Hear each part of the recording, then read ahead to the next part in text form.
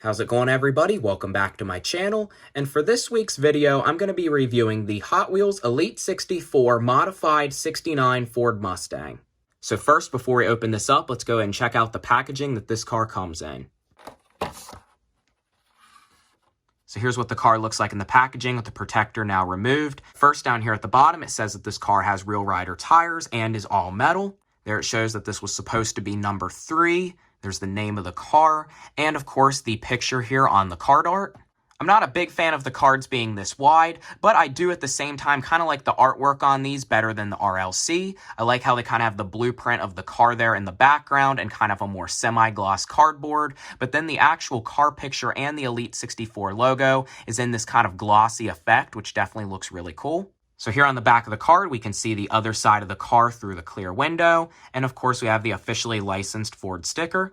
Up here at the top, we have the same picture and everything again, but it does give some information here about this car. Under the specs here, it does say the type of engine that's under the hood. This car has a twin-turbo Ford Coyote motor with 1,000 horsepower and a 6-speed semi-automatic transmission. So I'm going to go ahead here and cut this off the card, and we can now check out what it looks like out of the package.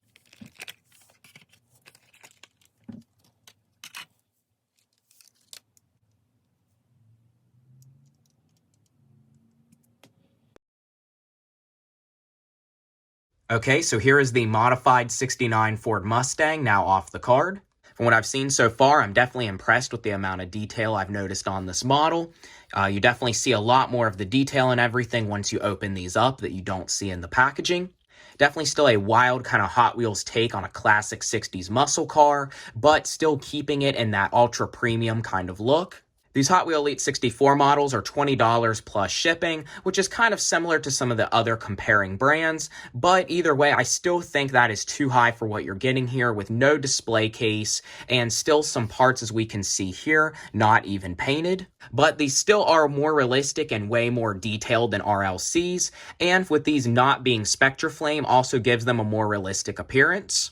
And of course, another important thing with the Elites is the accurate rims, which is also something you do not get on RLC models. Most people still seem to like the Redline Club more than these, but I am definitely leaning more towards the Elite, especially since these are high but still cheaper than Redline Club. And with the accurate rims and no Spectraflame paint, I'm more happy with the realisticness than the more chrome, cool effect. So Mattel is calling this color a metallic Acapulco blue. I really do like this color. It definitely has a really nice fine metallic to it with a really good gloss as well. The front splitter here is a part of the black painted base, and we can also see all of this vent detail that I never really noticed molded into the hood. We also have these little vents and black pinstriping here on the fenders. Another disappointment on this one is no lensed headlights here in the front. That was an important thing that Mattel said they were going to be doing to the Elites, and they definitely did not do it here. The headlights are painted in kind of a metallic silver with a lighter silver dot there in the center. The grille is also not separate and is painted in a matte black finish with the Mustang emblem there on the right. We have dual canards there also on the front bumper. And as we also know, this entire front hood assembly is one piece and all removable, which I'll check out here in a minute. To me, one of my favorite type of classic muscle cars is styles like this, a fully custom modernized resto mod look that's slammed with some cool wide body and a resto mod engine. As I had mentioned, another very unique thing about the Elite 64 compared to the RLC is the unique or accurate rims that's exclusive to each model. So far, there's been no reused wheels or castings in the Elite 64, so I hope they keep it that way for a long time. I like to see more different variety and unique castings. These wheels aren't based off anything real, I don't believe, or that this Mustang would have originally came with. These are a really cool kind of open-cut 5-spoke wheel that is more of a staggered fitment. The wheel is a little bit wider in the back than it is in the front, and also a little bit deeper to give it that really cool custom offset. These particular wheels here on this Mustang is painted in a metallic gunmetal gray, but they still do not coat these wheels thick enough, just like they do on the RLC, even here on the Elite. So the wheels kind of, as you can see here in the back, the paint looks thinner than what it is in the front. We have these really cool wide side skirts with this fin here on the rear, and underneath that is the exhaust tips, as we can see on both sides. The exhaust tips are actually a cutout part of the base with just a little bit of a silver pinstripe line around the edge. I definitely like that look. We also have the metallic silver trim there around all 4 windows, which isn't too sloppy here on this model compared to some others I've seen. And we have the small little Mustang badge there on the rear pillars. The windows on this model are all one piece. This one does not have that much glue fogging there on the front. I know it's a very common issue with these due to the roll cage. The glue ends up fogging the windows and dashboard. We also do have the 4 little intake vents there in the back. The interior is kind of a multi-piece. It's very hard to see, but we do have a light blue plastic molded roll bar, a separate piece black molded dash, and the rest of the interior is in that typical gray molded plastic, which I'm not a fan of. So if we come around to the back of the car here, we can see we have these kind of vented quarter panels that keep with the wide body design, and this separate piece kind of flat black GT3 style wing. Here on the back of the quarter panels, we have the flat black painted vents, and we have this giant rear diffuser that is a part of the base. We also have the rear bumper of the car there painted flat black, and unfortunately the taillights are not lensed here either, just like the headlights. They are just painted in this orangish red. The only separate part we have back here is the chrome gas cap in the middle, which is kind of a neat little detail. The last thing here on the car other than the engine is this really nice semi-gloss black metal base. This base makes the exhaust, bumper lip, diffuser, and the little side skirt trim there at the bottom, which definitely also adds a nice amount of weight to the car. So now let's go ahead here and remove this front hood and check out the detailed Coyote 5.0 engine.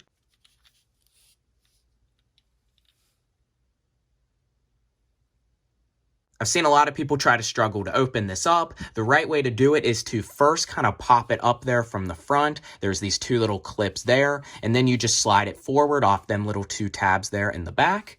Even the little intake holes there in the middle of the grille actually do go clear through, which I didn't realize at first. So here is what the engine bay looks like on the modified 69 Mustang. As it said on the card, this is a modified twin-turbo Ford Coyote engine making 1,000 horsepower. With the 6-speed automatic transmission. I'm assuming this is the Ford Mustang 5.0 Coyote V8 engine, which is a very common swap that people use in other cars. I definitely think that was the coolest engine they could have put into this, putting a more modern Mustang engine into a classic fastback. We can see there the chrome twin turbos and piping with the intake cones there in the front. I really like this kind of gunmetal effect they gave there to the front radiator, piping, cones, and the turbo. I really like that. But what I am not impressed with here is the actual engine itself being molded in this ugly gray plastic finish. From what it looks like to me, the engine is actually a part of this gray molded interior, and I found out that the little front splitter mounts there are actually not a separate piece. They are actually connected to the motor and interior assembly. So that just shows there that they actually modified this casting all up to make it a lot cheaper, even though the price is so high. The splitter mounts are not separate, the engine is not separate, and none of it is painted at all. So you can see all of the pipe details there on the side, and everything to the engine looks very cheap, and to me that is the biggest flaw of this casting. Even if they would have done it all black, or even masked it off and left the interior the gray, and at least painted the engine and splitter mount silver, that would have totally made this a way more realistic model. So it is super disappointing to see that's what it looks like.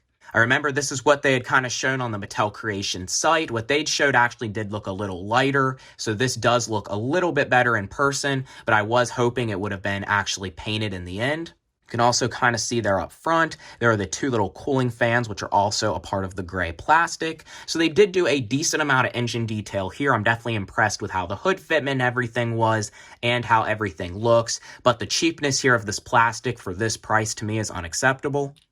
The car also rolls overall pretty smooth. It's not super wobbly. The gull wing was worse, but it still does have a little bit of a wobble to it here in the back. But it's overall pretty smooth for a regular axle kind of design. So to put the hood back on the model here, you just line the tabs up with where they slide into and just clip the front down just like that. So overall, a very nice casting. I'm definitely glad to add this one to my collection. It looks a lot better out of the package, but as always, these are not perfect models. There's a few things off about this one in particular. It did have a little bit of glue fogging there on the windshield. The spoiler is not perfectly straight, and the gas cap is glued on a little crooked in the back. I had gotten about 4 other of this model, and this was the best one that I had, so that's the one I decided to open up. Every other one either had tire imperfections, big paint imperfections, or more glue fogging on the dash. These are sloppily made cars, as we know, so it's very hard to get good ones. At this point, you have to pretty much buy multiple of each to pick out the best. The next Elite 64 I'll be reviewing here on my channel is the Liberty Walk Aventador, which has multiple opening features, which I can't wait to check out, and possibly the Audi RS7 Sportback in the future. So I'm going to go ahead here and put this one on the turntable, and that's going to be about it for this video.